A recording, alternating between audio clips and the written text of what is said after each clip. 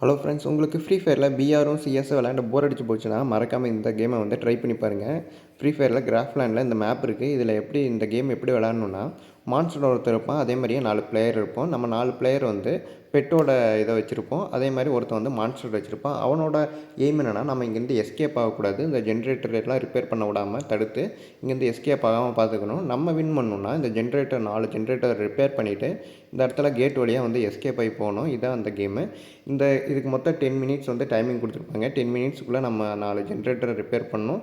கேட்டை ஓப்பன் பண்ணி இங்கேருந்து எஸ்கேப் ஆகணும். பெட்டாக இருக்கிறவங்க, ஹண்டராக இருக்கிறவங்க என்ன பண்ணணும், இவங்கள எஸ்கேப் ஆக விடாமல் தடுக்கணும். அவன் வந்து நம்மளை அட்டாக் பண்ணுவான், ஆனால் நம்மளால் அவனை வந்து அட்டாக் பண்ண முடியாது. அதேமாதிரி ஒவ்வொரு பெட்டுக்கும் இண்டிவிஜுவலாக ஒவ்வொரு கேரக்டர் இருக்கும், ஒரு ஸ்கில் இருக்கும். ஸோ அந்த மாதிரி அதோட ஸ்கில் எபிலிட்டியை வச்சு இந்த கேம் வந்து விளையாடுற மாதிரி இருக்கும். இதில் நம்ம 4 பேர் டீம் ஒர்க் பண்ணால் மட்டும்தான் வின் பண்ண முடியும். ரேண்டமாக வரவங்க ஓரளவுக்கு சப்போர்ட் பண்ணுவாங்க, ஆனால் அந்தளவுக்கு கம்யூனிகேஷன் இருக்காது. அவங்க இஷ்டத்துக்கு விளையாடுவாங்க. பாதியில் நிறைய பேர் லெஃப்ட் ஆகியும் போயிடுவாங்க. ஸோ அதனால் முடிஞ்ச வரல ஸ்குவாடாக இதில் வந்து ஜாயின் பண்ணி ப்ளே பண்ணுங்கள்.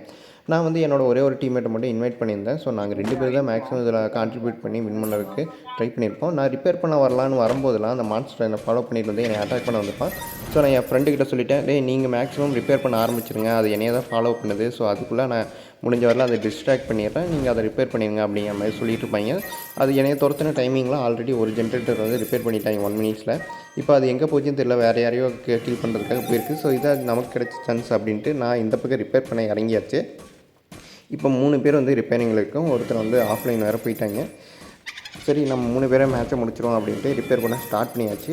உங்களுக்கு இந்த மாதிரி கண்டென்ட் பிடிச்சிருந்ததுன்னா மறக்காமல் லைக் பண்ணிவிட்டு எப்படி இருக்குங்கிறத கமெண்டில் சொல்லுங்கள். நெக்ஸ்ட்டு எந்த மாதிரி வீடியோ அப்லோட் பண்ணலாம் அப்படிங்கிறதையும் கமெண்டில் சொல்லுங்கள். நெக்ஸ்ட்டு டிப்ஸ் அண்ட் ட்ரிக்ஸ் தான் போடலான்ட்டு இருந்தேன், ரேங்க் புஷ் பண்ணுறதுக்கும் கேரக்டர் காம்பினேஷனுக்கும்.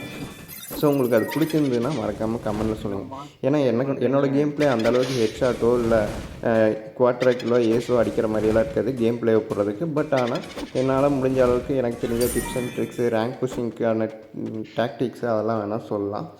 ஸோ கமெண்டில் சொல்லுங்கள் எந்த மாதிரி வீடியோ போடணுன்னு. இப்போ பார்த்திங்கன்னா அந்த மான்ஸ்டர் என்ன ஃபாலோ பண்ண ஆரம்பிச்சிருச்சு. நானும் ஒரு ஜென்ரேட்டர் ரிப்பேர் பண்ணிட்டேன். இப்போ வந்து 3 ஜென்ரேட்டர் ரிப்பேர் பண்ணியாச்சு. அதுக்கிட்டேருந்து எப்படி எஸ்கேப் ஆயாச்சு. இப்போ வந்து என் ஃப்ரெண்டை வந்து போட்டு தெளிச்சு. ஸோ அவனை உடனே போய் ரெஸ்க்யூ பண்ணுவோம் அப்படின்ட்டு ரெஸ்க்யூ பண்ணுற இடத்துல அந்த ஃப்ளாக் மாதிரி ஒயிட் கலர் ஃப்ளாக் மாதிரி இருக்குது தெரியுமா, அதை கிளிக் பண்ணிங்கன்னா நம்ம டீம்மேட் வேகமாக ஹீல் ஆக ஆரம்பிச்சிடுவான். என் டீம்மேட்டை ஹீல் பண்ண விட்டுட்டு நான் கிளம்பிட்டேன். மறுபடியும் அந்த மான்ஸ்டர் என்னை துரத்துச்சு. மான்ஸ்டர் நம்மளை துரத்தும் போது பின்னாடி அந்த ரெட் கலரில் ஒரு எஃபெக்ட் தெரியும். நம்ம பக்கத்தில் இல்லைன்னா அந்த ரெட் கலர் எஃபெக்ட் போயிடும். ஸோ ஒரு அடி அடிச்சிருச்சு, எப்படியாச்சும் இங்கேருந்து எஸ்கேப் ஆயிடும் அப்படின்ட்டு நானும் எஸ்கேப் ஆக ட்ரை பண்ணேன். அந்த டைமிங்கில் என் ஃப்ரெண்ட்ஸ் எல்லாம் அதை ரிப்பேர் பண்ண ஆரம்பிச்சிட்டாங்க. ஸோ ஒரே ஜம்ப் பண்ணி மேலே போயாச்சு. இந்த பெட்டோட பவர் என்னென்னு பார்த்தீங்கன்னா, ஹெச்பி வந்து மறுபடியும் பாதி ஹெச்பி வந்து ரீஸ்டோர் ஆகிடும். அந்த அளவு சைடில் அந்த ரெட் கலர் சைடில் அந்த ஒயிட் கலரில் ஒன்று லோட் ஆகிட்டு இருக்குது தெரியுமா, ப்ளஸ்ன்னு போட்டு அது ஃபுல்லாகிடுச்சுன்னா நம்ம அதை யூஸ் பண்ணி ஹெச்பி வந்து ஃபில் பண்ணிக்கலாம். நான் இந்த டயரில் ஜம்ப் பண்ணி அதை வந்து டிஸ்ட்ராக்ட் பண்ணிக்கிட்டே இருந்தனால அது கடுப்பாகி என்னை ஃபாலோ பண்ணாமல் வேறு ஒருத்தரை ஃபாலோ பண்ண ஆரம்பிச்சிருச்சு. சரி, நம்ம போய் ரிப்பேர் பண்ணுவோம் அப்படின்ட்டு நான் அங்கேருந்து ஜென்ரேட்டர் ரிப்பேர் பண்ண போயிட்டேன். ஏன்னா இப்போதைக்கு ஒரே ஒரு ஜென்ரேட்டர் மட்டும் தான் ரிமைனிங்கில் இருக்குது. மறுபடியும் என் ஃப்ரெண்டை டவுன் வச்சிருச்சு. ஸோ மறுபடியும் நான் ரெஸ்க்யூ பண்ண ட்ரை பண்ணேன். இதுக்குள்ளே வந்து நின்று என் டீம்மேட்டுக்கு ஹெல்ப் பண்ணனால உடனே வந்து ரெஸ்க்யூ ஆகிட்டான். இந்த டைமிங்கில் மறுபடியும் அந்த மான்ஸ்டர் வந்து டீம்மேட்டை துரத்த ஆரம்பிச்சு ரைஸ்ட்ரா இங்கேருந்து ஓடுவோம் அப்படின்ட்டு இங்கேருந்து கிளம்பியாச்சு. அவன் நம்மக்கிட்டே வந்து கோத்து விட்டு போகிறான் இன்னொரு டீம்மேட்டு. ஏன்னா ஒவ்வொருத்திங்களும் வேறு டேரெக்ஷனில் ஒன்றா அதுக்கு வந்து கன்ஃபியூஸ் ஆகும். ஆனால் இவன் வந்து நம்ம கூடயே வரதுனால ஈஸியாக வந்து 2 பேர்த்தையும் முடிச்சு கட்டிடுவான் போல். ஸோ இங்கே ஜென்ரேட்டர் இருந்தது. ஸோ ஜென்ரேட்டரில் நானும் என் ஃப்ரெண்டு நின்று சீக்கிரமாக முடிச்சிடுவேன், ஒரு 10% தான் இருக்குது அப்படின்னு பார்க்குறக்குள்ள அடியை போட்டு விட்டுருச்சு. நானும் ஹெச்பி ஃபில் பண்ணிட்டேன். மறுபடியும் அடியை போட்டுச்சு, பாதி தான் இருக்குது. ஸோ இதுக்குள்ளே எப்படியாச்சும் முடிச்சிடலான்னு பார்த்தா 2 பேர்த்தையும் முடிச்சு கட்டிடுச்சு.